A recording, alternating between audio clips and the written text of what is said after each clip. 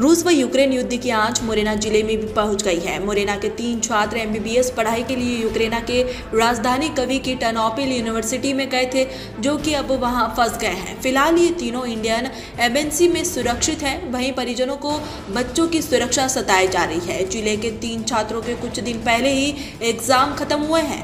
ये सभी 2 दिन पहले ही फ्लाइट द्वारा इंडियन आने वाले थे, लेकिन युद्ध छिड़ जाने के कारण फ्लाइट कैंसिल हो गई, जिससे वह नहीं आ सके। पहले तो उन्हें एयरपोर्ट से ही बाहर निकाल दिया। जैसे तैसे इंडियन एम्बेसी के द्वारा उन्हें एम्बेसी में ठहराया गया। फिलहाल वह सुरक्षित इंडियन एम्बेसी में है, लेकिन फिर भी परिजन घबराए हुए हैं। उन्होंने एमपी सरकार व केंद्र सरकार से बच्चों को जल्द वापस लाने की गुहार लगाई है। मेरे देवर हैं, वो 24 तारीख की उनकी फ़्लाइट थी मुरैना के लिए, दिल्ली के लिए, बट वो वहीं फंस गए हैं।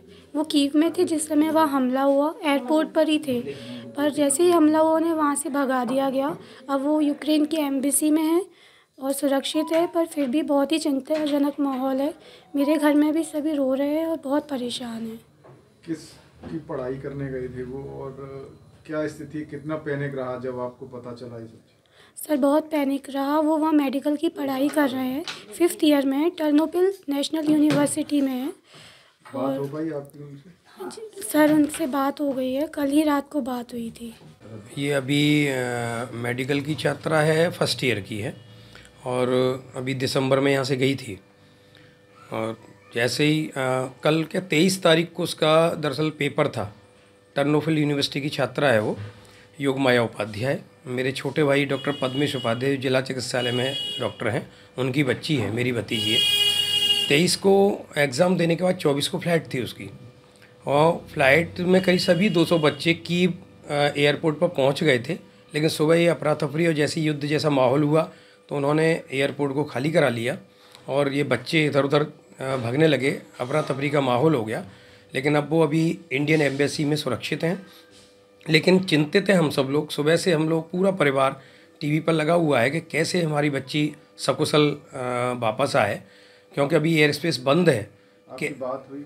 जी हाँ, उससे बात हुई, तब थोड़ा सा तसल्ली मिली कि अभी वो इंडियन एम्बेसी में है। बातचीत हुई और वहाँ से वो कोशिश कर रहे हैं कि किसी दूसरे देश के माध्यम से इनको सकुशल भारत पहुँचाया जाए। लेकिन अभी बहुत ही चिंताजनक स्थिति है हमारे यहाँ। तो परिवार में सभी लोग चिंतित हैं। छोटा भाई दिल्ली गया हुआ है, वो भी वहाँ अपने माध्यम से भारत सरकार से भी और से संपर्क में है। आपके पड़ोस में भी 2 बच्चे हैं? जी, हमारे पड़ोस में है, एक कुलशेष जी है, उनका बच्चा है, वो वहाँ 4th ईयर का छात्र है। और एक रवि पारासर जी हैं, उनका बच्चा है, वो भी 1st ईयर की छात्र है। केवल गवर्नमेंट से यही मांग है कि कैसे भी करके उन सभी बच्चों, मेरी बच्ची तो साथ में, सभी बच्चों को सकुशल उनके घरों पे पहुंचाया जाए, कैसे भी करके, जिससे परिवार की जो चिंता है वो सब दूर हो सके।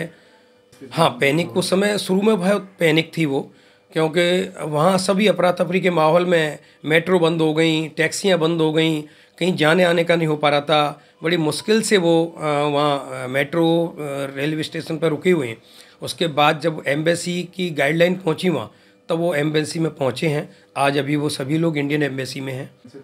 जी, फ़्लाइट वहाँ पहुँच ही नहीं पाई, बीच में से इंडियन फ़्लाइट वापस आ गई और एयरपोर्ट को खाली करा लिया गया और एयर स्पेस अभी बंद है, जैसा आपको पता ही होगा। तो वो तो वहाँ भयंकर अफरा तफरी का माहौल है। अभी भी सुबह मैं न्यूज़ पे ही बैठा था, तो मुझे ऐसा लग रहा है कि अभी कीव पर एक मिसाइल हमला और हुआ है अभी। मुरैना से देवेंद्र सिंह राजपूत की ये रिपोर्ट।